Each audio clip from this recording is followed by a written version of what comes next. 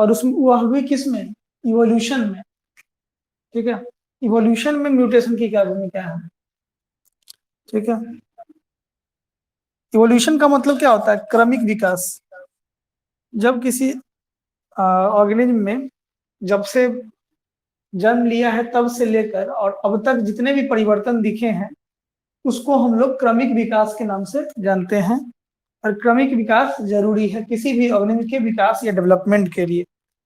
Heading है role of mutation in evolution. ठीक है, role of mutation in evolution हम लोग देख रहे हैं, म्यूटेशन की रोल, और किस में देख रहे हैं, इवोल्यूशन में देख रहे हैं। चलिए इसके बारे में देखते हैं क्या होता है। Derivations of new species of organisms from the pre-existing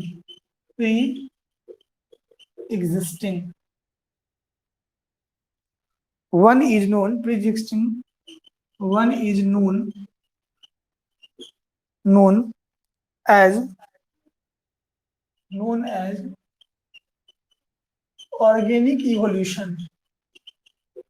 कहता है derivations of new species of organism, नए जीवों की जो उपस्थिति है किससे, फ्रॉम द प्री एग्जिस्टिंग, पुराने के समाप्त होने के बाद। ठीक है, is known as organic evolution, इसी को हम लोग ऑर्गेनिक या कार्बनिक क्रमिक विकास के नाम से जानते हैं। It is a slow and continuous process, यह भले स्लो प्रोसेस होता है, धीरे धीरे होता है, वर्षों लग जाता है, जीव रहे ना रहे उससे फर्क नहीं पड़ता, लेकिन बहुत स्लो प्रोसेस होता है, कई वर्षों के बाद यह कंप्लीट कभी नहीं होता है, क्योंकि जब भी इसमें विकास की प्रक्रिया जब तक चलती रहेगी तब तक वह रिक्वायरमेंट उसमें रहेगा। Required at least following 3 process, requires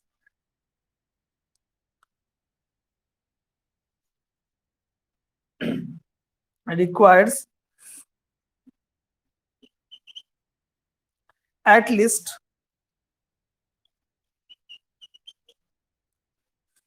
following 3 processes,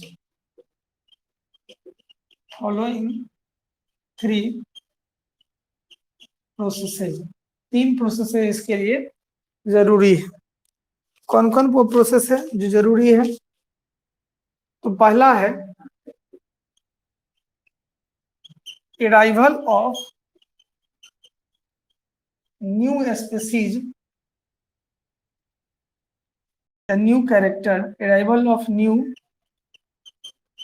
characters by mutation and their accumulation. पहला हो गया। अराइव मतलब क्या होता है, पहुंच। अराइवल ऑफ न्यू कैरेक्टर मतलब नए कैरेक्टर का आना या पहुंचना। बाय म्यूटेशन, हमने देखा पिछले जनरेशन में कि हमेशा किसी न किसी एक टाइम ऐसा होता होगा कि नया कैरेक्टर किसी ऑर्गेनिज्म के अंदर आता होगा, तो नए कैरेक्टर का जो आना हुआ या अराइवल हुआ या उसका पहुंचना हुआ, ठीक है, या उसका एकुमुलेट करना, आगे बढ़ना, तो ये चीज हो गया। दूसरा आता है नेचुरल सिलेक्शन।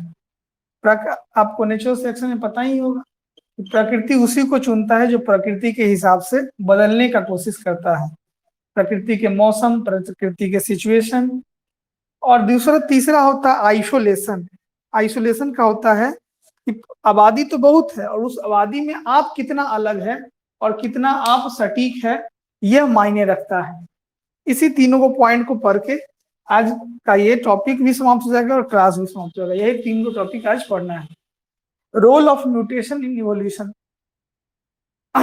चलिए इसको शुरू करते हैं।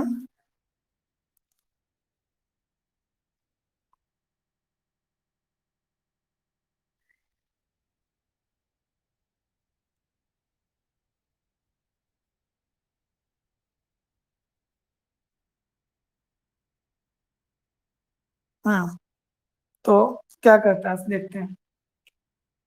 डेरिवेशन ऑफ न्यू स्पेसीज मतलब न्यू स्पेसीज का डिराइव होना, आना अपने फॉर्म, और of organisms from the pre existing, जो पुराने समाप्त होते हैं उसका समाप्त होना और नए का आना, इसको हम लोग ऑर्गेनिक इवोल्यूशन के नाम से जानते हैं। इट इज ए स्लो या बहुत ही धीरे धीरे होने वाली प्रक्रिया है, एंड कंटिन्यूअस प्रोसेस, लेकिन प्रक्रिया रुकता नहीं है, प्रक्रिया धीरे धीरे चलती ही रहती है। And its completions require at least following 3 processes, और इसको कंप्लीट होने के लिए मुख्य रूप से 3 प्रक्रिया की जरूरत पड़ती है। पहला है arrival of new character by mutation and their accumulation, नए कैरेक्टर का आना, ठीक है, या तो वो क्रमिक अचानक आए या धीरे धीरे आए, लेकिन आता तो है। अब म्यूटेशन में कई सारा टाइप्स है, जेनेटिक म्यूटेशन है, जाइगोटिक म्यूटेशन है, एक्सटर्नल है, इंटरनल है, तो कह रहा है कि म्यूटेशन होगा। दूसरा है प्रकृति चुनाव का सिद्धांत, और तीसरा आइसोलेशन, पूरा में आए बदलाव तो सब में होगा, लेकिन कौन अपने बदलाव को कायम रख सकेगा पूरे आबादी में, वह रह पाता है, ठीक है। तो यह हो गया आइसोलेशन। तो इतना हम लोगों का पॉइंट हो गया। अब हम लोग एक एक करके सारे पॉइंट्स को देखेंगे, ठीक है। पहला पॉइंट कह रहा है arrival of new character by mutation, ठीक है, इसको मिटा ही देते हैं, नीचे में उतना आएगा नहीं।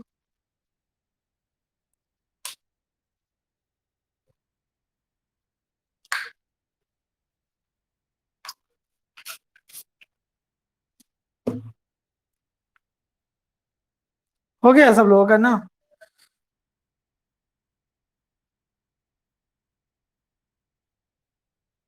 सब लोगों का हो गया है?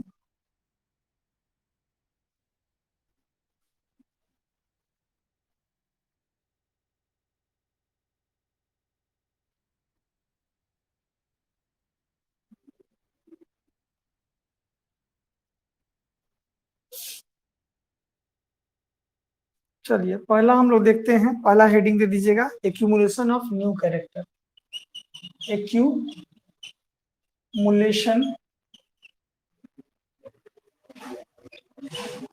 Accumulation of new character. Character का मतलब क्या होता है? गुण, ठीक है। और किसका, कौन गुण का आना? तो नए गुणों का आना। जैसा कि हम लोग जानते हैं, as we know, character, character मतलब चरित्र गुण, आर कंट्रोल्ड बाय जीन, ठीक है। हम जानते हैं कि आपका जो गुण कंट्रोल करता है वह जीन के द्वारा कंट्रोल किया जाता है, control by gene. So so change in characters, that is arrival of new character, arrival of new characters. अगर आपके जीन में चेंजिंग आता है, ठीक है, तो कैरेक्टर में चेंजिंग आएगा, ठीक है, और इसके वजह से ही आपके अंदर नया कैरेक्टर्स आते हैं। New character becomes possible, change in the character, that is arrival of new character, and new character become possible, तभी नया कैरेक्टर आता है। Only by the change in the structure, in the structure of gene and any structural change, किसी भी तरह का अगर structure में परिवर्तन आता है, इसके स्ट्रक्चर में, structural change in genes is made possible, तब यह संभव है कि मेड पॉसिबल बाय म्यूटेशन, ठीक है। अगर किसी भी तरह का स्ट्रक्चर में चेंज है तो आप समझ लीजिए कि वह जीन के वजह से हो पाया है, और ये भी समझ लीजिए कि म्यूटेशन हो चुका है, बदलाव हो चुका है। So, paragraph change. So, we can say that हम कह सकते हैं कि हम लोग कह सकते हैं कि we can say that variation which are the basic raw material, हम कह सकते हैं कि म्यूटेशन जो होता है, या कह सकते हैं वेरिएशन, सॉरी वेरिएशन मतलब बदलाव जो होता है, is basic raw material. Raw material का मतलब पहले आपके अंदर थोड़ा थोड़ा बदलाव आएगा, जिसको वेरिएशन कहते हैं। वेरिएशन क्या है? पैटर्नल कैरेक्टर और मैटरनल कैरेक्टर के अलावा जो कुछ भी आपको परिवर्तन आता है, जैसे माँ बाप अगर 1+1 2 जानते हैं और आप जान गए 1 × 1 = 1, तो यह जो चीजें हैं ये नया चीज है। उनके जोड़ तो आपको आ ही रहा है कि 1+1 = 2 होता है, उसके अलावा आप मल्टीप्लाई भी जान गए। तो ये वेरिएशन होता है कि पुराने जनरेशन वाले से आप कुछ नया चीज जानते हैं, तो वो वेरिएशन होता है। वह आगाज होता है कि म्यूटेशन होगा। तो वेरिएशन अगर होना शुरू हो गया है, इसका मतलब क्या है कि अब संभव है कि आपके अंदर म्यूटेशन होगा। मतलब variation is just like a raw material to change in any organism, ठीक है। That means it is a raw material of mutation, raw material of mutation और इवोल्यूशन। फॉर इवोल्यूशन, इवोल्यूशन का मतलब हो गया आदि मानव काल से लेकर और हम लोग के अभी तक के काल में जितना भी परिवर्तन दिखा है, उस परिवर्तन को, उस चेंजिंग के, उस बदलाव को इवोल्यूशन के नाम से जानते हैं। Evolution are produced by mutation, ठीक है। अगर इवोल्यूशन हुआ है तो कहीं ना कहीं से इंटरनल कुछ ना कुछ म्यूटेशन जरूर हो रहा होगा, तभी तो इतना परिवर्तन आया है। क्योंकि इंटरनल अगर म्यूटेशन थोड़ा बहुत भी अगर नहीं होगा, मतलब क्या कर सकते हैं, जीनोटाइपिक म्यूटेशन अगर थोड़ा भी नहीं हो रहा होगा, तो कैसे क्या बार किसी ऑर्गेनिज्म, कोई ऑर्गेनिज्म बदल गया होगा। थोड़ा थोड़ा बदलाव आता जाता है। जैसे कि हम लोग जो है, हम लोग के आने वाले जो बच्चे होंगे, फिर उसके बाद जो बच्चे होंगे, तो ये समय के साथ साथ परिवर्तन तो आता है, और वो परिवर्तन धीरे धीरे आता है। और एक टाइम आता है कि आप बहुत साल के गैपिंग के बाद देखिएगा तो आपको लगेगा कि नहीं, बहुत कुछ बदल गया है। या कोई बच्चा को आप गोद में खिलाए हुए हैं और डायरेक्ट अभी आपके पास आएगा तो आप उसको पहचान वो नहीं कीजिएगा, हाँ जानिएगा कि ये बच्चा है। तो क्या हो गया कि एक शुरू में से हम रेगुलर किसी बच्चे को देख रहे हैं तो आपको लगेगा कि हाँ ना ग्रोथ कर रहा है, विकास कर रहा है। और कोई आदमी बच्चा में देखा होगा कि और बड़ा होने पर देखेगा, अच्छा वाह इतना बड़ा हो गया। इसका मतलब क्या हो गया कि वह तो शुरू से देखता आया ही नहीं है, लेकिन बदलाव तो उस बच्चे के अंदर हो रहा था। तो बदलाव उस बच्चा के अंदर अगर हो रहा है, मतलब उसके अंदर जो क्रमिक विकास की प्रक्रिया है या वेरिएशन की जो प्रक्रिया वो तो चल रही है, ठीक है। आप भले ही बाद में देखेंगे तो आपको अचानक लगने वाला बदलाव दिखेगा, आप तो कहिएगा म्यूटेशन है, लेकिन बच्चा क्या कर रहा था, वेरिएशन कर रहा था, बदलाव आ रहा था।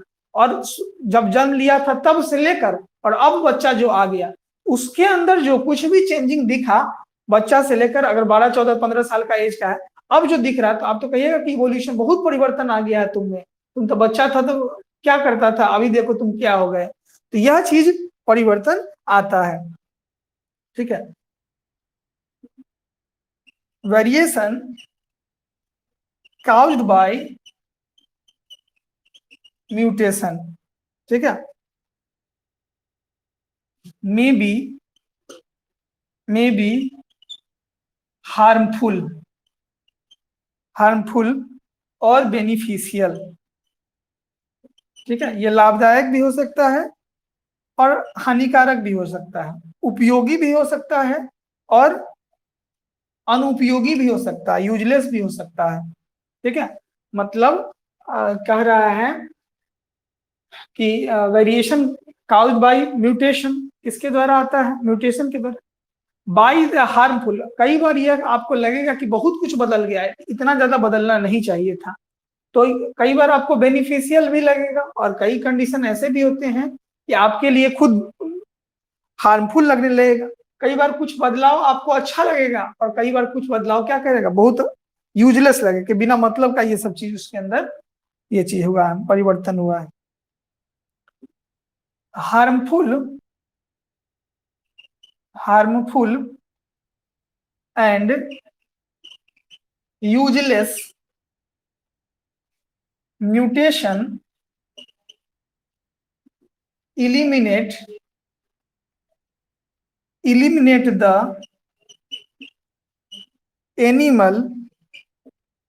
eliminate the animal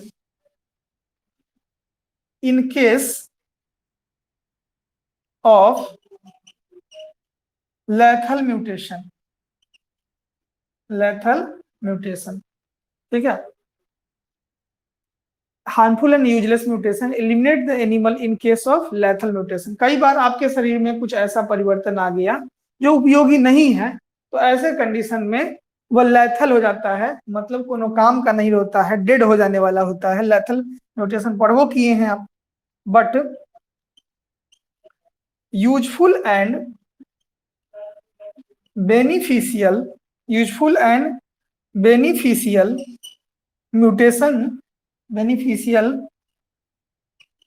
mutation are preserved, इसको सुरक्षित रखा जाता है, या पॉपुलेशन उसका उपयोग करते रहता है, पॉपुलेशन, ठीक है।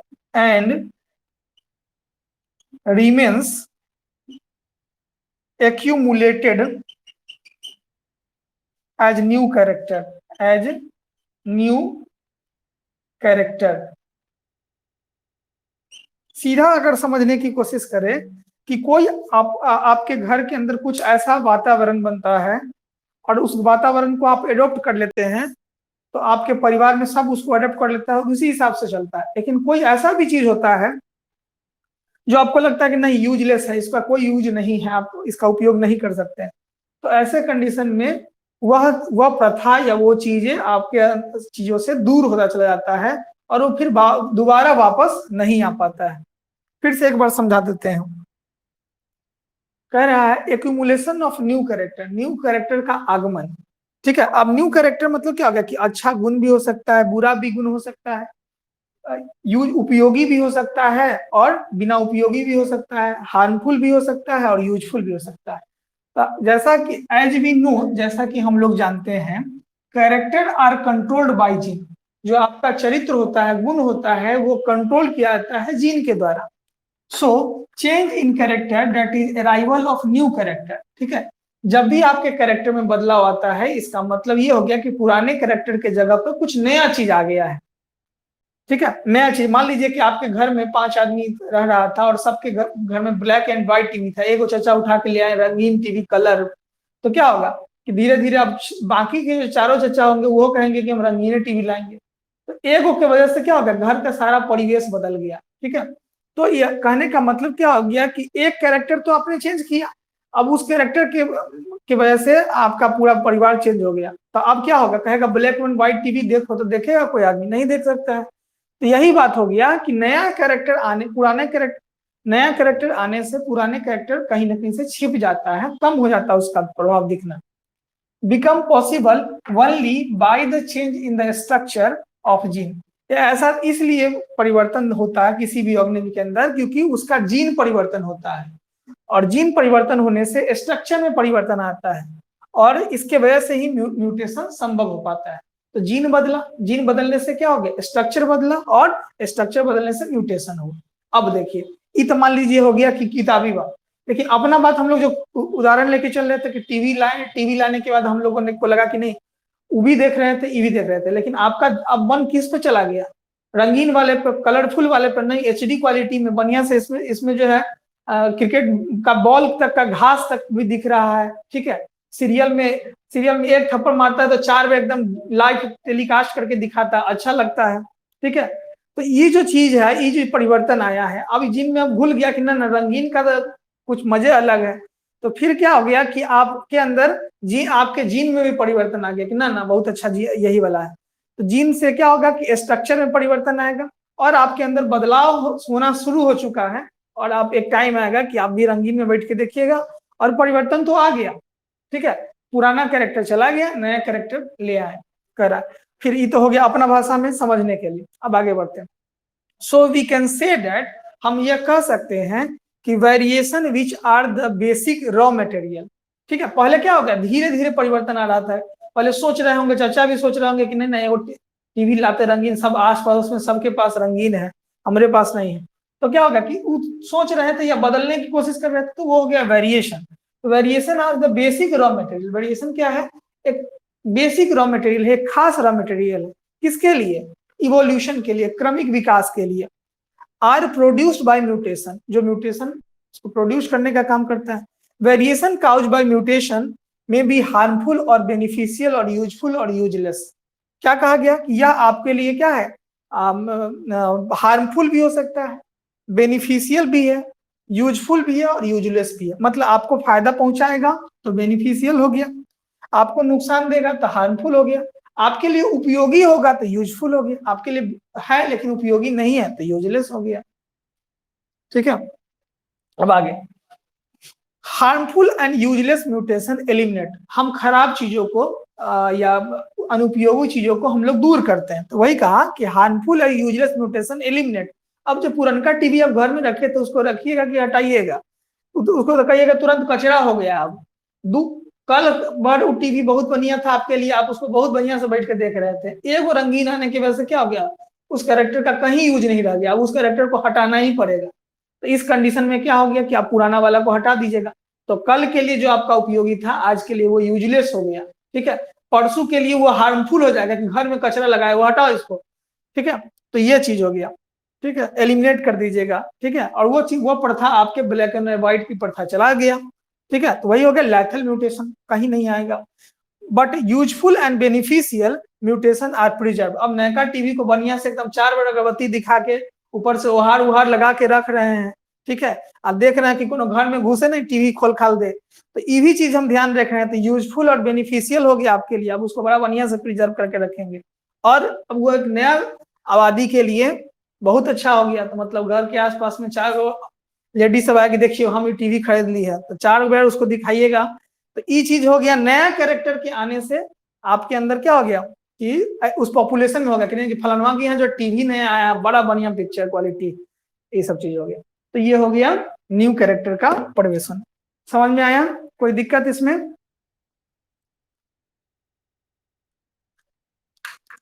हो गया सब लोगों का, कोई दिक्कत नहीं है?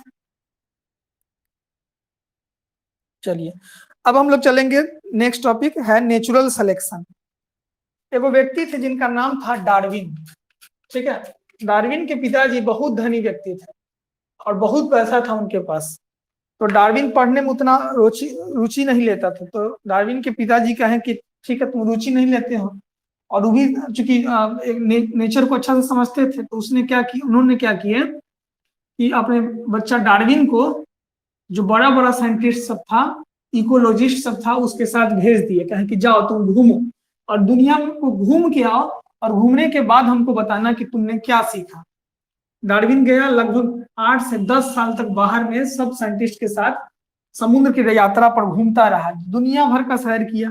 और सैर करने के बाद पता नहीं चुरा उड़ा के लिख लिया, कैसे लिखा, लेकिन आने के बाद कहा कि हम दुनिया, पिताजी पूछे कि तुम दुनिया में क्या देखा, तो कहा कि दुनिया में यही देखे हैं कि जो गुण को हम अपनाना चाहते हैं, ठीक है, या हम नेचर के जिस गुण को नेचर के हिसाब से बदलता है, नेचर अगर बदल रहा है और उस हिसाब से हम अगर बदल रहे हैं तो हम रहेंगे, और नेचर बदल नहीं रहा है या नेचर में जिस तरह से बदलाव हो रहा है उस तरह से हम अगर बदल रहे हैं तो हम रहेंगे, और नेचर बदल रहा है लेकिन हम नहीं बदल रहे हैं तो नेचर हमको नहीं रखेगा। यही थ्योरी दिया गया, जिसको कहते हैं प्राकृतिक चुनाववाद का सिद्धांत। मान लीजिए कि बाढ़ आया, ठीक है, अब बाढ़ आया, पूरा गांव में पानी भरा हुआ है, ठीक है, अब अजय पेड़ पे चढ़ गया, ठीक है, अजय जो है पेड़ पे चढ़ गया, नीसू जो है नीचे में अपना बैठी हुई है, तो ऐसे में बाढ़ आएगा, नीसू को बहा के ले जाएगा, लेकिन अजय पेड़ पे एकदम खुश है कि हम तो बच गए, भले दहा गई। तो इस कंडीशन में क्या हो गया कि वो अजय ने अपने अंदर बदलाव की कोशिश किया, बदलने का किया, तो बदलने से क्या हो गया कि नेचर के हिसाब से उसने बदला कि बाढ़ में डूब जाएंगे, बह जाएंगे, तो वो अपना पेड़ पे चढ़ गया। तो नेचर के हिसाब से बदला कौन? अजय। इसलिए अजय सर्वाइव कर गया, निशु नहीं सर्वाइव की, क्योंकि वह कही थी नहीं ना हम ऐसे ही बच जाएंगे, तो नेचर के हिसाब से नहीं बदली तो दहा गई। तो यही चीज हो गया कौन सी, नेचुरल सिलेक्शन, नेचुरल सिलेक्शन। इसलिए बताएं कि दोनों एक ही गांव के हैं। सर बोर्ड नहीं दिख रहा, सबको नहीं दिख रहा है क्या? बोर्ड सबको नहीं दिख रहा है? बोर्ड सबको नहीं दिख रहा है क्या? रुबाना को नहीं दिख रहा है? दिख रहा है, ठीक है। आई दिखे, आई नहीं दिखेगा तो हम सब व्यवस्था रखे हुए हैं, आई खाली नहीं दिखे तब। ठीक है, हमने नेचुरल सिलेक्शन क्या करता है ये, change is the universal Vercel, change is the universal rule, बदलाव प्रकृति का नियम है। So the environment, so the environment also change. यही कारण है कि आप जिस इन्वायरमेंट में, जिस परिवेश में, जिस पर्यावरण में रहते हैं, जिस तंत्र में रहते हैं, वह बदलता है। Individuals having beneficial, individual having beneficial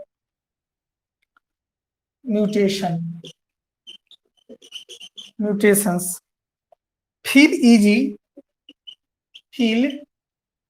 easy in maintaining harmony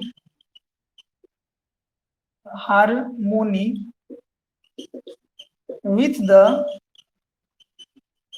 change, with the changing environment, whereas the individuals having no mutation or useless mutation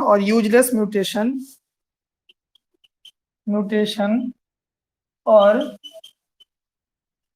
deleterious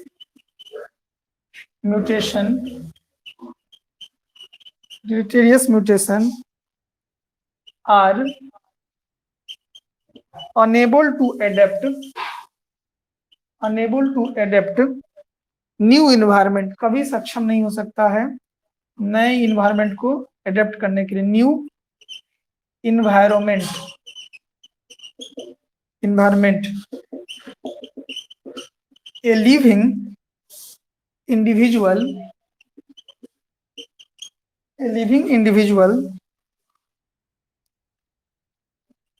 which has not undergone mutation may adjust better in unchanged environment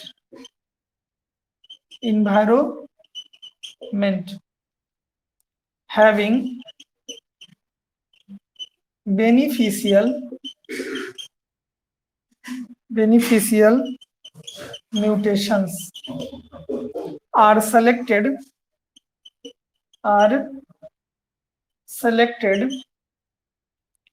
by the nature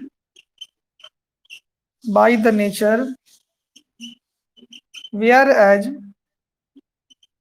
by nature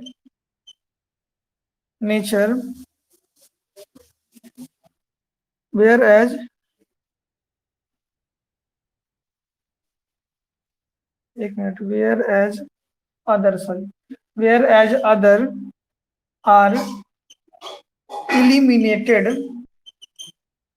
by nature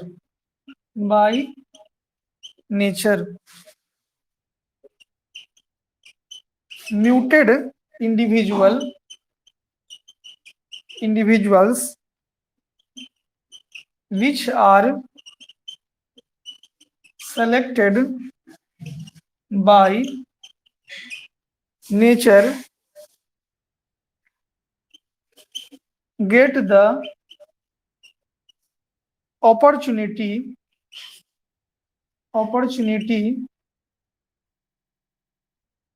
to breed and to contribute more young ones to population, youngs to population। चलिए अब हम समझते हैं। ये था दूसरा point, natural selection. इसको हिंदी में हम लोग कहते हैं प्रकृतिवाद का सिद्धांत। और इस सिद्धांत को देने का काम सर्वप्रथम डार्विन साहब ने किए थे। डार्विन के साहब के अनुसार से क्या कहा गया, change is the universal rule. इस दुनिया में, ब्रह्मांड में जितने भी चीज है सबको बदलना है, चाहे वो जैसे बदले। किसी भी लिविंग ऑर्गेनिज्म के अंदर बदलाव प्रकृति का नियम है। जैसा हम लोग बड़े बुजुर्गों से सुनते हैं कि प्रकृति है तो बदलाव संभव है। ठीक है, आज से पहले का मौसम और आज के मौसम में बहुत परिवर्तन है। आज से पहले के लोग और आज के लोग में बहुत परिवर्तन है। आज से पहले का परिवेश, रहन सहन, बोलचाल, भाषा, रंग रूप, और अब आज का रंग रूप, बोलचाल, भाषा, ये सब परिवर्तित हो चुका है। आज से पहले लोगों का पढ़ने का तरीका लालटेन लैंप में पढ़ता था, आज के समय में जो परिवेश है वो बदल चुका है। तो समय के साथ साथ प्रकृति का में रहने वाले जीव को या मौसम को या जो भी क्रिएचर है उसको बदलना जरूरी होता है।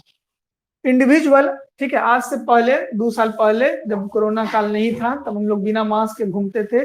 आज हम लोग मास्क के साथ घूम रहे हैं, घर में रह रहे हैं। ठीक है, यह भी एक तरह का बदलाव है। इंडिविजुअल हैविंग बेनिफिशियल म्यूटेशन, ठीक है, इंडिविजुअल के अंदर अगर यूजफुल म्यूटेशन हो रहा है, लाभकारी म्यूटेशन हो रहा है, फील इजी, तब वह बहुत फील अच्छा महसूस करता है। जैसे मान लीजिए कि लालटेन लैंप नहीं मतलब यूज करते थे और आज बल्ब आ गया, तो बल्ब क्या है, पहले वाला कंडीशन से तो आज का कंडीशन अच्छा होगा, क्योंकि लालटेन लैंप था, नाक में धुआं लग जाता था, नाक से खून आने लगते थे। ठीक है, उसके बाद बल्ब आ गया तो लाइट आ गया, तो उसके बाद जो है, तो कहने का मतलब क्या है कि समय के साथ साथ अगर वो अच्छा था तो हमको अच्छा लगने लगा, लेकिन कुछ चीजें चला गया। ठीक है, पहले कहा जाता है कि विज्ञान हम लोग के लिए अभिशाप और वरदान है। कैसे पढ़े होइएगा कि विज्ञान कैसे हम लोग के लिए अभिशाप है, वरदान। तो पहले आस पड़ोस के लोग जहाँ होते थे पेड़ के नीचे बैठकर बातचीत करते थे और लोगों का सुख दुख बांट लेते थे। ठीक है, वो अपना सुख दुख बांट करता था। कुआं के पास लोग अपना बर्तन धोते थे, कपड़ा खींचते थे। लेकिन समय के साथ साथ क्या हो गया कि जब विज्ञान आया तो आपके घर में पंखा हो गया, आपके घर में बल्ब हो गया, आपके घर में टीवी हो गया, तो आपको बाहर जाने की जरूरत क्या है, तो आपको पड़ोसी से क्या लेना देना। ठीक है, तो आप अपने में मस्त होना शुरू हो गया। फिर उसके बाद क्या हुआ, मोबाइल आ गया, तो आप घर में टीवी भी देख रहे हैं, तब टीवीओ के टाइम में आप मोबाइल चलाना शुरू कर दिए, तो आदमी अब और अकेला हो गया। पहले फैमिलियों के साथ रह के देख लेता था टीवी, अब क्या हो गया कि और अकेला हो गया, मोबाइल चलाने लगा। ठीक है, ठीक है, अब उसके बाद जो परिवर्तन, तो ये जो परिवर्तन आ रहा है, ये परिवर्तन क्या है, ये परिवर्तन है जिस तरह से बदलता जा रहा है परिवेश, उसी तरह से विज्ञान ने क्या किया, विज्ञान आया, विज्ञान जहां एक तरफ आपको क्या किया, पहले आपको पूरा समाज से जोड़ के रखता था, लेकिन विज्ञान के आने के बाद क्या हो गया, समाज से आप बिल्कुल टूट गए, समाज से अलग हो गए, समाज के साथ आपकी कोई जिम्मेवारी नहीं हो गया। तो यह चीज आपको विज्ञान ने आपको दूर करा दिया। तो विज्ञान जहां एक तरफ आपको बहुत सारा बेनिफिट दिया, वहां दूसरी तरफ आपको कई सारे कमी भी आपके अंदर मौजूद हो गया। ठीक है, पहले लोग स्वस्थ था, पेड़ के नीचे बैठता था, पंखा के नीचे बैठ के अस्वस्थ है, एसी के नीचे बैठ के पैरालाइज्ड है, ये सारा कंडीशन देखने को मिलता है। तो feel easy and maintaining harmony with changing environment where the individual having no mutation और यूजलेस म्यूटेशन। जब बदलाव आपको बदल देता है, मतलब कोई ऐसा बदलाव जो आपके लिए फायदेमंद हो तो आप उसको अपना लेते हैं, लेकिन कोई ऐसा बदलाव जो आपके लिए फायदेमंद नहीं होता है, यूजलेस है, तो उस बदलाव को आप समाप्त कर देते हैं, बदल देते हैं। आर अनेबल टू एडॉप्ट, उसको अपनाते भी नहीं है। ठीक है, मान लीजिए कि मास्क लगाना है, तो मास्क सब दिन के लिए लगाना अच्छा नहीं होगा, एक टाइम आएगा कि इसको भी हटाना पड़ेगा। तो कहने का मतलब क्या आ गया कि ये बदलाव तो है, लेकिन ये बदलाव सब दिन के लिए नहीं है, इस बदलाव से हमको दूर हटना है। ठीक है, तो ये बाद में यूजलेस हो जाएगा, डिलीट हो जाएगा। ठीक है, unable to adapt a new environment, a living individual which has not undergone mutation may adjust better to unchanged environment। ठीक है, अभी हम लोग क्या कर रहे हैं कि एडजस्ट करके चल रहे हैं, कम बाहर जाते हैं, सामान लेने के लिए जाते हैं, लोगों से कम बातचीत करते हैं, लोगों के साथ कम उठना बैठना होता है। क्यों? क्योंकि अभी का जो एडजस्ट करके हम लोग अपने आप को चला रहे हैं। ठीक है, लेकिन जब एक टाइम आएगा जब नेचर के फिर साथ जाएंगे, सिलेक्टेड बाय द नेचर, और नेचर इस इन्वायरमेंट में भी नेचर के हिसाब से, जो नेचर के हिसाब से बदल रहा है, बाहर कम जा रहा है, लोग कोरोना पेशेंट वाले लोगों के साथ कम संपर्क में आ रहा है, तो वो ज्यादा सुरक्षित है आपके तुलना में। तो यह करने का मतलब क्या है, फिर संपर्क में आ गया तो फिर बीमार पड़ जाता है, फिर डेथ हो जाता है। तो नेचर उसको क्या कर रहा है, अपने आप हटा दे रहा है। ठीक है, बेनिफिशियल को रख रहा है, और जो नेचर के हिसाब से नहीं हो रहा है उसको एलिमिनेट कर दे रहा है, मतलब बाहर कर दिया जा रहा है। ठीक है, नेचर खुद उसको बाहर कर रहा है।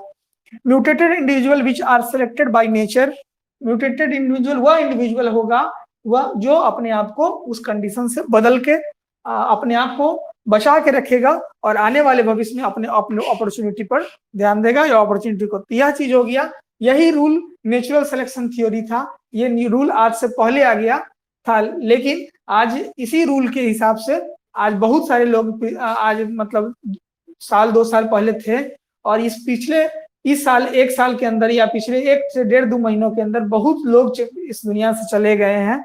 इसका मतलब क्या हो गया कि वह नेचर के हिसाब से अपने आप को फिट नहीं कर पाए। चलिए, तो ये हो गया नेचुरल सिलेक्शन थ्योरी। अब हम लोग तीसरा देखते हैं जिसका नाम है आइसोलेशन। हो गया सब लोगों का?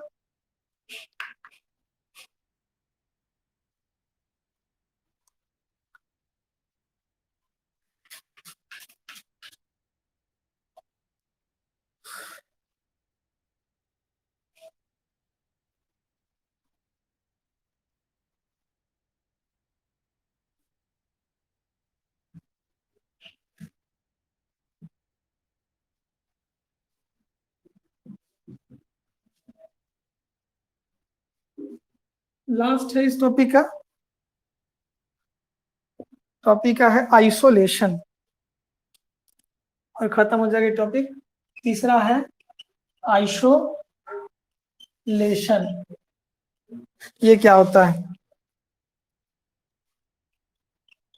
Muted population will remain distinct from the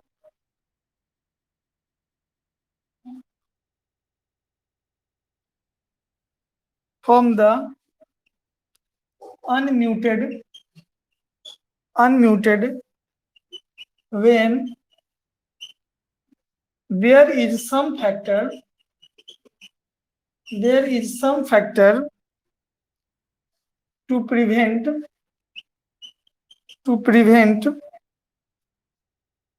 interbreeding, and this is done in nature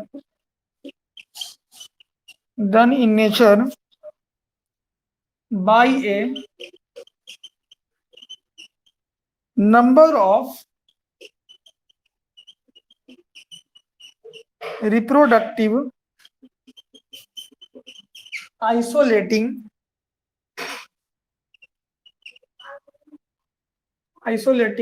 mechanisms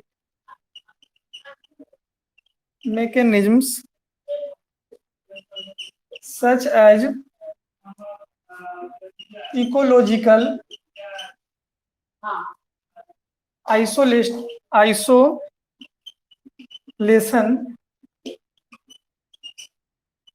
sexual isolation, hybrid sterility,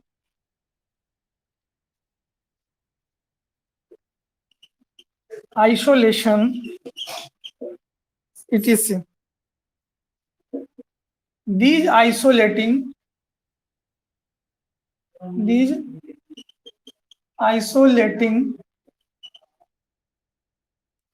mechanism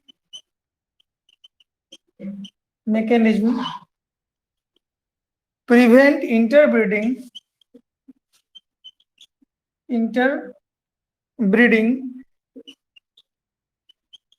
between different population,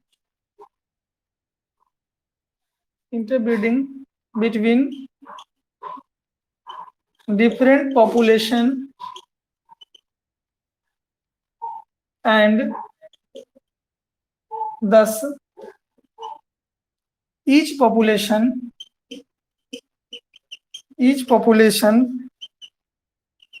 become distinct and forms a new race of subspecies और species. ठीक है, last में हम लोग conclusion देखते हैं। Conclusion, निष्कर्ष क्या है? Thus we can conclude that through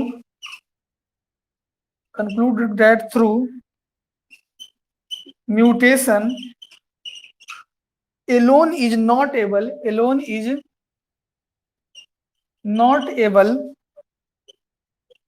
to give rise a new species.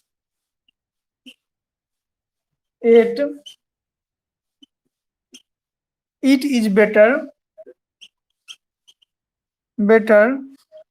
to consider it as the basic necessity or initiative factor for environment। और इनिशिएटिव मतलब बदलने का एक अच्छा फैक्टर कह सकते हैं। इनिशिएटिव फैक्टर, नेचर बदल रहा है, आप भी बदलिए फॉर इवोल्यूशन। इसलिए म्यूटेशन कई जगहों पर आपको फायदेमंद हो जाता है। चलिए, तो ये टॉपिक आपका समाप्त हो जाता है। समझिए अब क्या कहता है। कह रहा है कि म्यूटेट पॉपुलेशन जो मतलब सही में बदल चुका है, ठीक है, जो म्यूटेशन की वजह से बदल चुका है, muted population will remain distinct from the unmuted. ठीक है, मान लीजिए गांव का परिवेश हो गया और शहर के परिवेश हो गए, तो गांव के परिवेश में अभी भी मास्क लगाना पूरा जो है कोई ये नहीं है, लेकिन शहर में अभी भी हर लोग लगभग लोग मास्क लगा रहे हैं। तो कहने का मतलब क्या कि ये शहर वाले लोग कम से कम बदल तो जरूर गया है थोड़ा बहुत, तो ये म्यूटेड पॉपुलेशन हो गया। लेकिन गांव के लोग में अभी भी भय उतना नहीं है, इसको कहते हैं अनम्यूटेड। ठीक है, आप अगर पहन के जाइएगा तो आप ही को देख के हंस देगा। तो एक हो गया म्यूटेड पॉपुलेशन और दूसरा हो गया unmuted. When there is some factor to prevent interbreeding, ठीक है, और कुछ ऐसे फैक्टर है जो क्या कहते हैं, when there is some factor that interbreeding, और कुछ ऐसे भी फैक्टर है जो आपस में ब्रीड करते हैं। And this is done in nature, जो नेचर में होता है, by A number of reproductive isolating mechanism. ठीक है, बहुत सारे ऐसे आइसोलेटिंग मैकेनिज्म जैसे कह सकते हैं इकोलॉजिकल आइसोलेशन, सेक्सुअल आइसोलेशन, ठीक है, हाइब्रिड स्टेरिलिटी आइसोलेशन। ठीक है, आइसोलेशन एक ऐसी प्रक्रिया को समझ सकते हैं जिसमें आप तौर तरीका, ढंग ढांचा सब कुछ बदल देते हैं, चाहे वह रहने का तरीका हो, चाहे वह सेक्सुअल एक्टिविटी हो, चाहे वह हाइब्रिड बांझपन की समस्या से बचने की प्रक्रिया हो। ये सारा चीजों को म्यूट या आइसोलेशन बदल चुका है, जिसमें IVF, टेस्ट ट्यूब बेबी, ये बहुत सारा तरीका जो हो गया आ गया। तो पहले ये सब चीज नहीं था, पहले लोग एक दूसरे को हाथ से उड़ाते थे, लेकिन अब ये चीज नहीं है।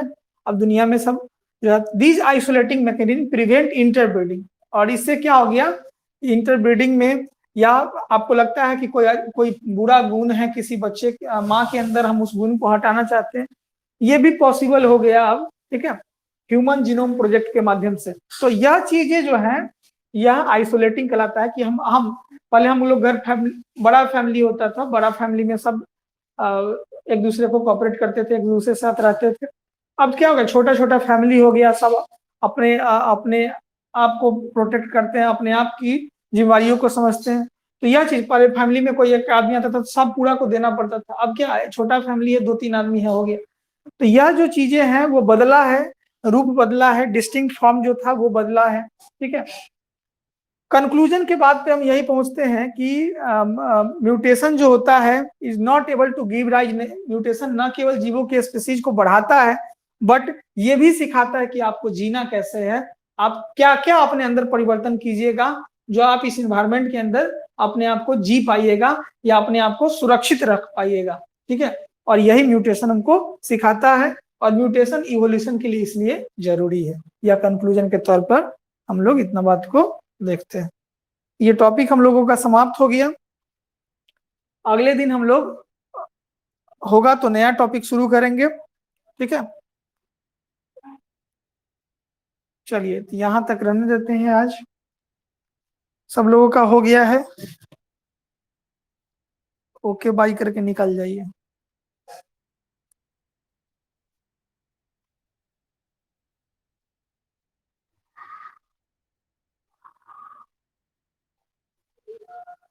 हम्म।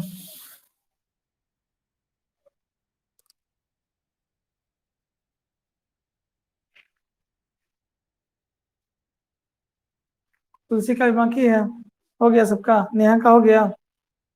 चलिए।